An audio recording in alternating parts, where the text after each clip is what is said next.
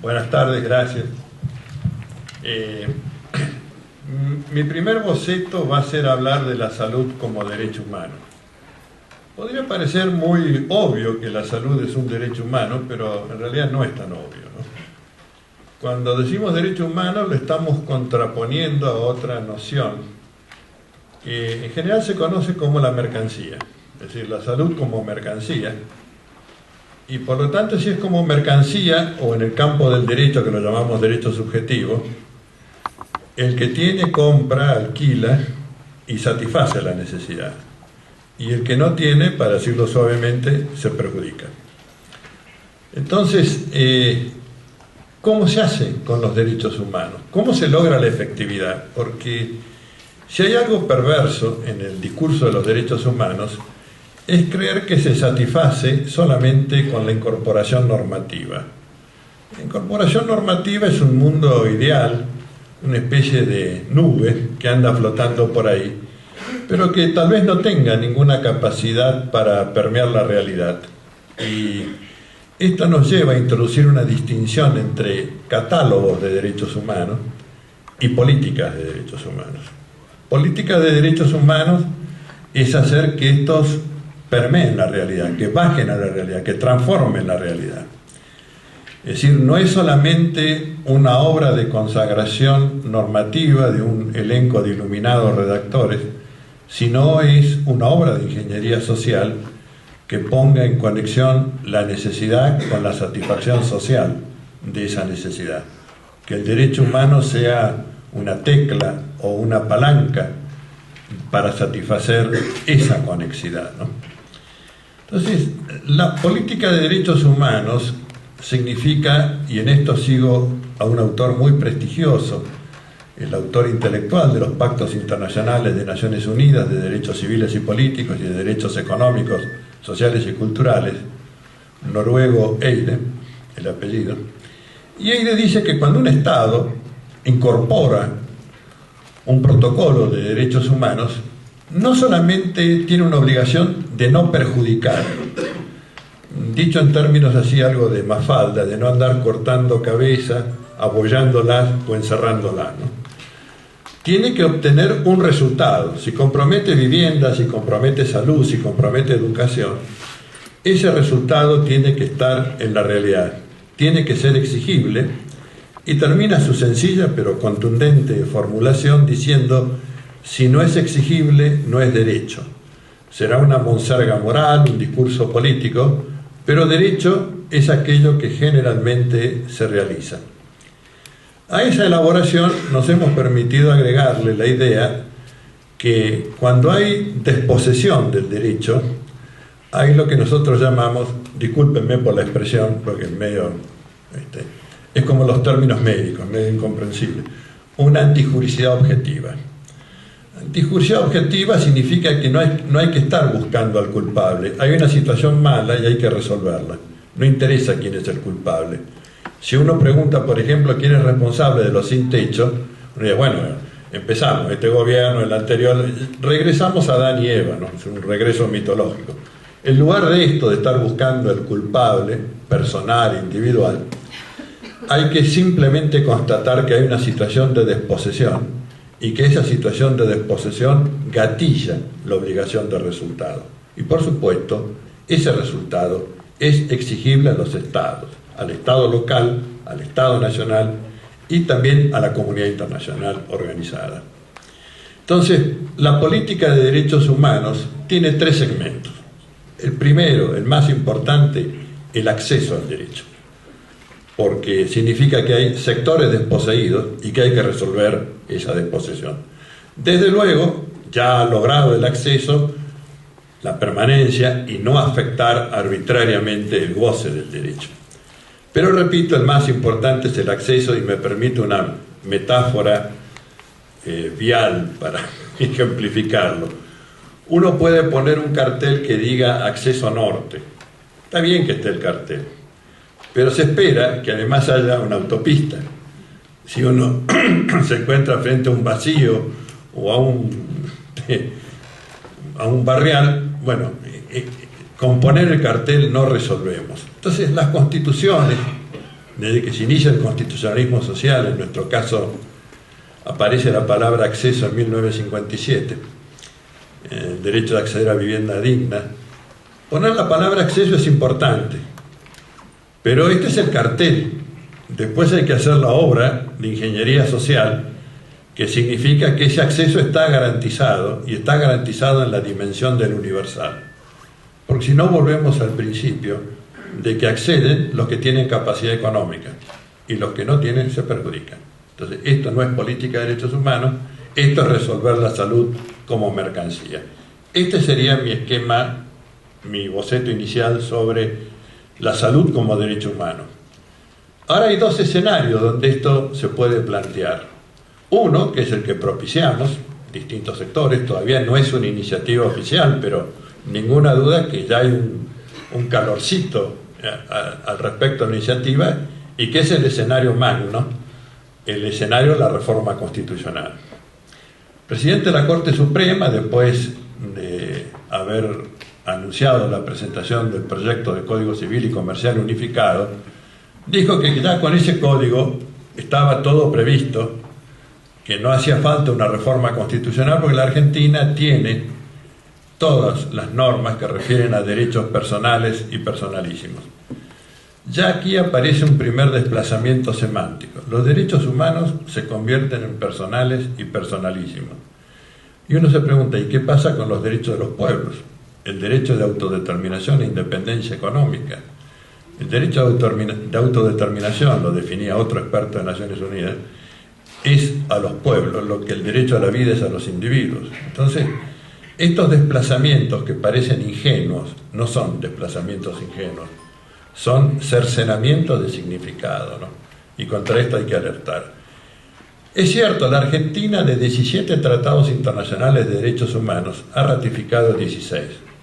Podríamos decir que es un país 5 estrellas en materia de derechos humanos, pero me temo que esto mucho se lo presenta como una vidriera institucional. Es decir, mira hacia afuera, como toda vidriera, pero no hacia adentro del país, que es donde interesan los derechos. Y esto se traduce en cosas cotidianas. Uno va a comprar la Constitución Nacional y le venden un texto de 140 artículos. Ahora, los 420, que ahora son más, son 500, de los tratados de derechos humanos, hay que pedir una edición especial para que se tengan. Es decir, nadie los enseña, nadie los predica. Es más, mis queridos amigos acá de la mesa me mandan un material donde dice Constitución Argentina, el derecho a la salud, y me ponen una clausulita sola de derechos de usuario y consumidor. Y no es así. La Argentina, en estos tratados que ha ratificado, Declaración Universal de los Derechos Humanos, Pacto Internacional de Derechos Económicos, Sociales y Culturales, Convención Americana de Derechos Humanos, en todo ello se habla, y bastante bien, del derecho a la salud. Pero no está difundido. No está difundido. Yo, que estoy empezando a tener experiencia legislativa como asesor en la Cámara de Diputados, me doy cuenta que citar un pacto internacional es como cometer una herejía, quebrar un hechizo. Cada vez que uno cita un pacto internacional, todos se miran como si estuviéramos hablando de alguna entidad metafísica y no de una parte, justamente, que es definida por la propia Constitución como de igual jerarquía, el texto de los tratados internacionales de derechos humanos. Entonces, los derechos tienen sentido si uno los incorpora en conducta, si uno los ejercita. Es parte, diría, de nuestra humanidad y de nuestro proceso de liberación como individuos y como pueblo. Bueno, ese es el escenario magno. ¿Qué dificultades tiene este escenario magno? Bueno, de reforma constitucional. La primera dificultad es respetar el mecanismo de la reforma constitucional. Parece un tema obvio, o que fuera una paradoja o autocontradictorio, pero no es nada de esto. La Constitución tiene un mecanismo, pero nunca se empleó ese mecanismo, siempre se lo desvía, se lo subalterniza. El mecanismo es, la Constitución, así dice el artículo 30, puede reformarse en el todo o cualquiera de sus partes.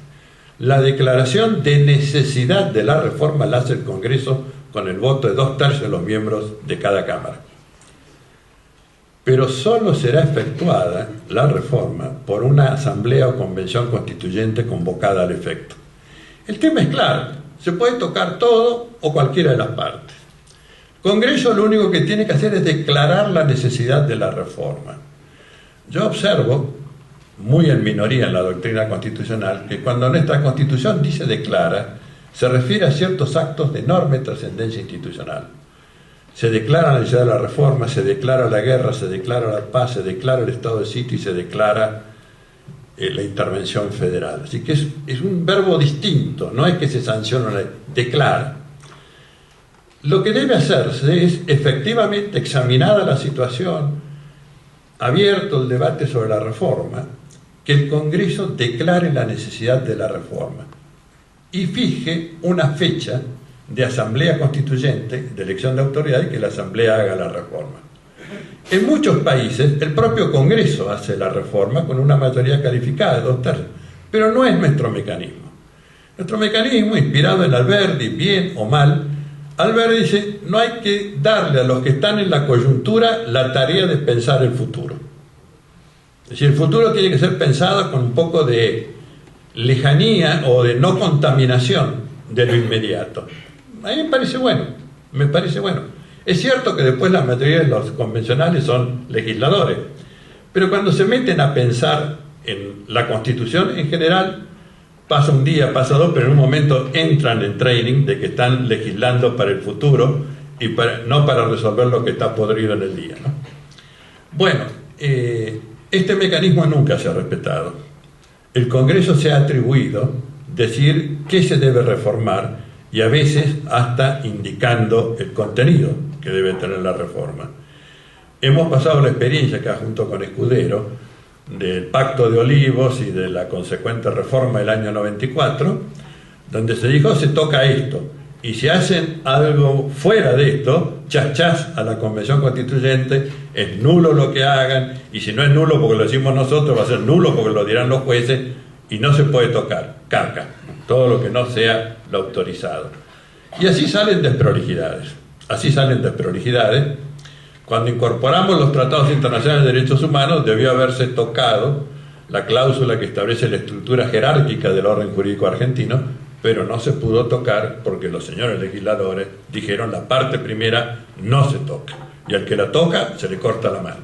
Bueno, estas chapuzas hay que evitarlas, pero yo creo que además tiene otro sentido más profundo esto de rescatar la autoridad de la Asamblea o Convención Constituyente, y esta por lo menos es mi postura, dejar un plazo, un tiempo entre la ley declarativa de la necesidad de la reforma y la convocatoria a constituir la Asamblea Constituyente, para que el pueblo debata el proyecto de constitución que quiere, para que a través de sus organizaciones sociales, sus espacios como este en el que estamos hablando, se debata qué modelo de país queremos, qué proyecto, etc.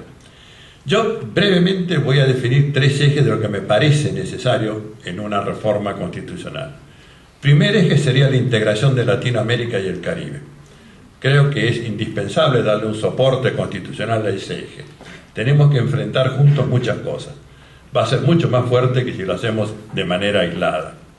Hay ciertas cosas de la dependencia que si uno las busca solo, las chances son menores. Si las busca en conjunto, va mejor.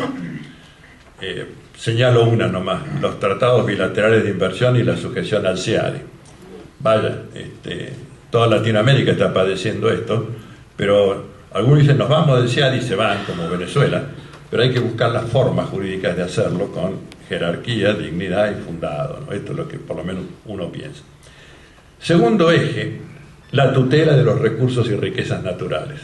Esto es parte de la independencia económica, y la independencia económica es esencialmente la columna vertebral del derecho de autodeterminación. Si nuestros recursos y riquezas naturales están enajenados, administrados por otros, sonamos. Creo que este es un factor fundamental. Las guerras del siglo XXI no solamente van a ser por los hidrocarburos, van a ser por el agua, por los alimentos, por las tierras rurales, etc. Ya un principio de freno se le puso a esto en la nueva ley de limitación del dominio extranjero sobre tierras rurales, pero esto tiene que tener una proyección mucho más amplia. Yo diría que por lo menos hay un tríptico de tierra, agua, calidad del aire, que hay que preservar como recurso y riqueza natural de los argentinos. También, por supuesto, los depósitos del subsuelo, yacimientos minerales, hidrocarburos, metales preciosos, etc. Esto es fundamental.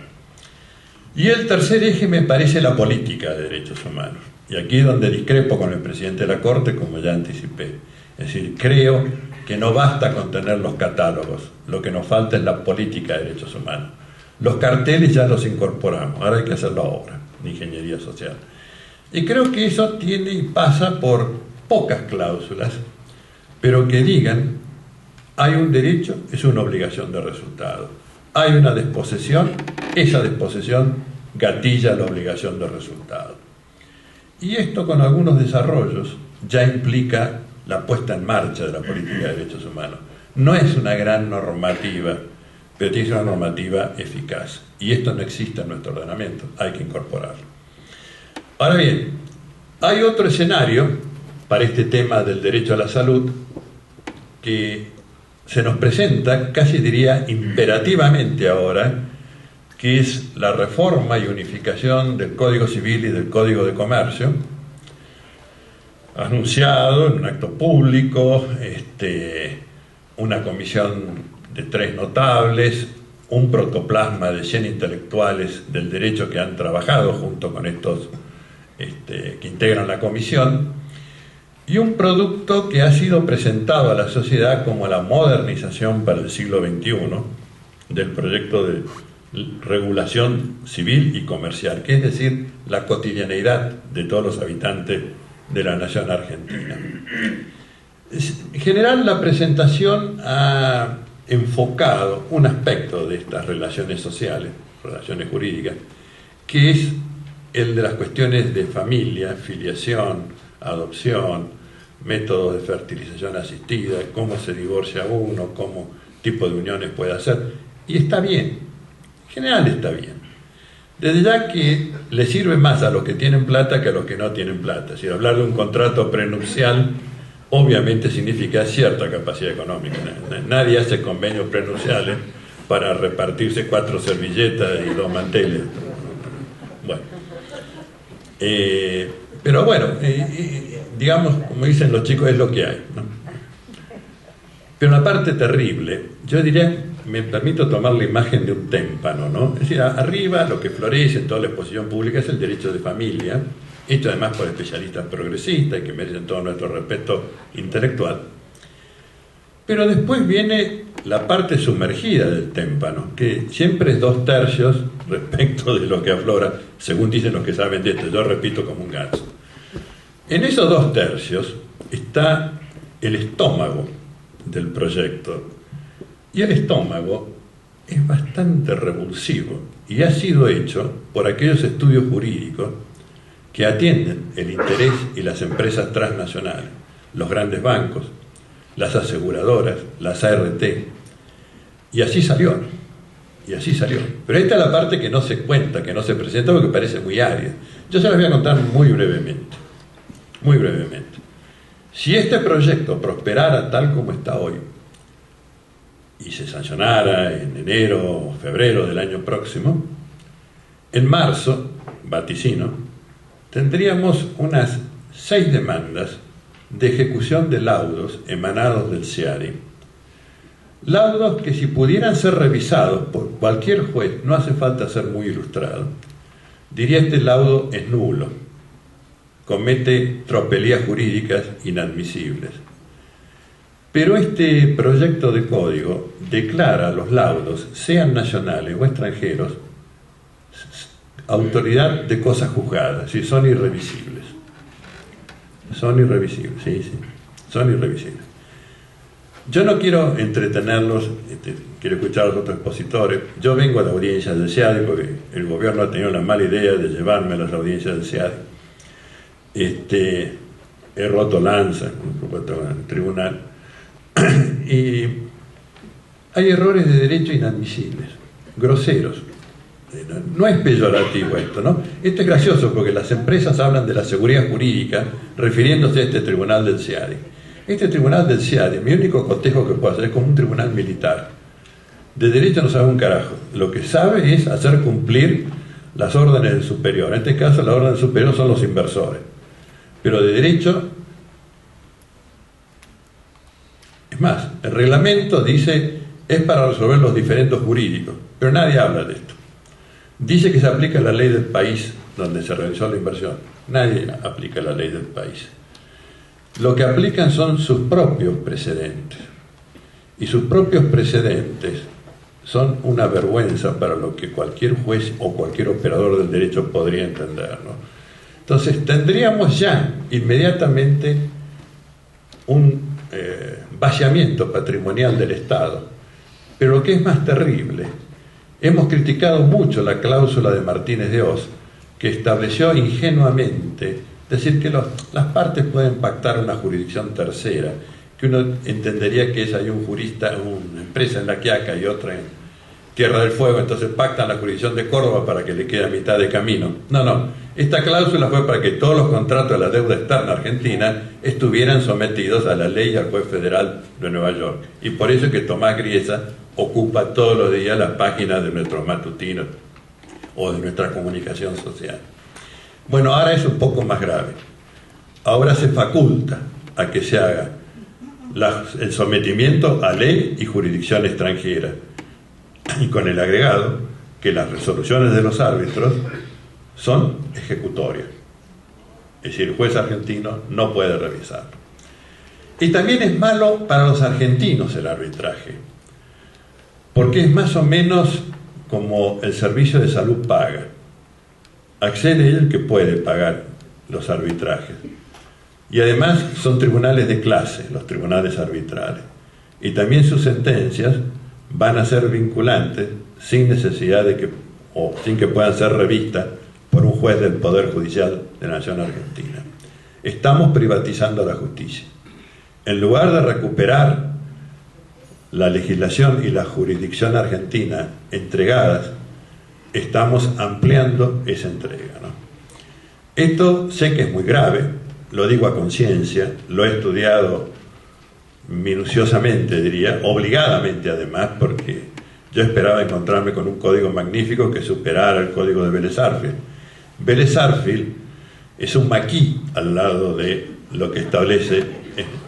Vélez Sarsfield estableció claramente, es decir, que no tengo que ir al libro rojo de Mao Zedong para el código de Vélez dice ley y jurisdicciones del lugar donde se cumple la prestación principal. Magnífico. Con eso solo estamos preservando la ley y la jurisdicción argentina, que es parte de la soberanía, como lo puede ser también la soberanía territorial, y tan importante como la soberanía territorial, porque son los actos cotidianos.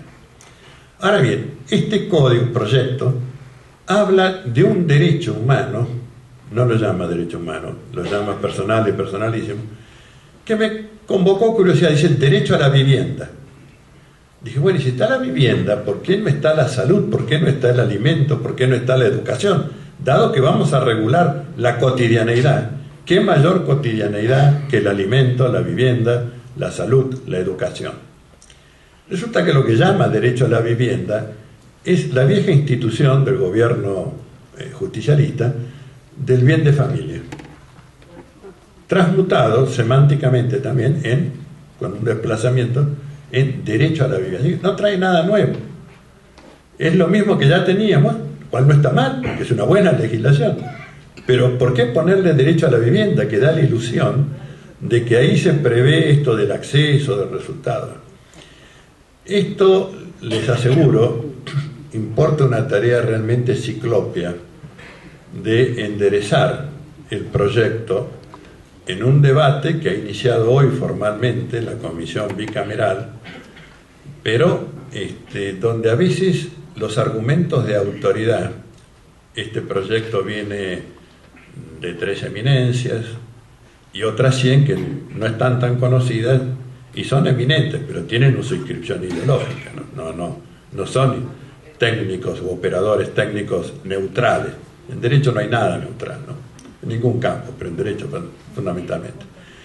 Entonces, establecer allí la verdadera estructura jerárquica del orden jurídico argentino, donde los tratados internacionales de derechos humanos son texto constitucional, por lo tanto contenidos intangibles y que imponen una obligación de resultado. Esto es muy sencillo, así como lo estoy diciendo ahora, pero que esto quede incorporado al proyecto, que esto sea la futura ley de la nación y que todo el conjunto de 2.700 artículos se sublime en esta expresión jerárquica del orden jurídico, donde primero respetamos Constitución y tratados internacionales de derechos humanos, no porque lo digamos algún enloquecido, lo dice la Constitución, es lo que dice la Constitución, pero que no se enseña como tal, y es lo que dice.